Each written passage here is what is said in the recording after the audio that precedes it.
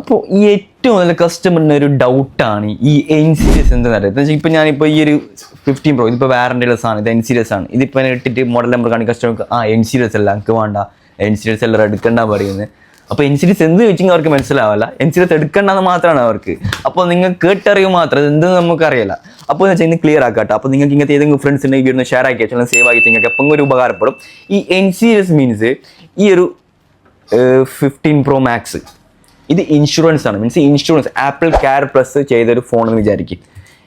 അപ്പോൾ ഈ ഫോൺ ഇട്ട് താഴേക്ക് കൊണ്ട് പൊട്ടി, മീൻസ് ആക്സിഡൻ്റൽ ഡാമേജ് ആയി ഫുള്ളി ടോട്ടലി ലോസ് ആയി ഈ ഫോൺ. അപ്പോൾ ഇത് റിപ്പയറിങ് ഓപ്ഷൻ ഇല്ല ആപ്പിളിൽ.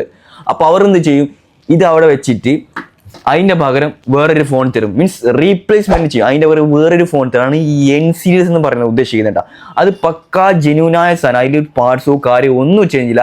നമ്മൾ എം സീരീസ് തരുന്ന അതേ കണ്ടീഷനുള്ള ഫോൺ, ഒരു പാർട്സും കാര്യം ചേഞ്ച് ഇല്ല.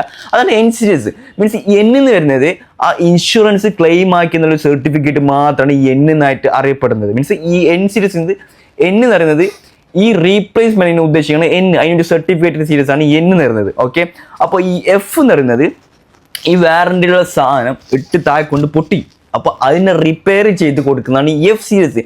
ഇപ്പോൾ എഫ് സീരീസിലും നിലവിൽ കുറേ ആപ്പിൾ വാറണ്ടിയുള്ള സാധനം വരുന്നത്, അതെല്ലാം റിഫർബിഷ് ഫുൾ റിപ്പയർഡ് സാധനം, മീൻസ് എല്ലാം റീപാക്കഡ് ആയ സാധനമാണ് ഈ റിഫർബിഷ് പറയുന്നത്.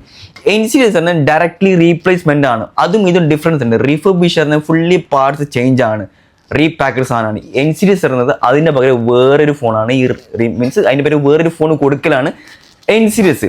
അപ്പോൾ ഈ വീഡിയോ സേവ് ആക്കി വെച്ചോ. അപ്പോൾ എൻ സീരീസ് അറിയാത്ത ഫ്രണ്ട്സിന് ഈ വീഡിയോ ഒന്ന് ഷെയർ ആക്കി കൊടുത്തു.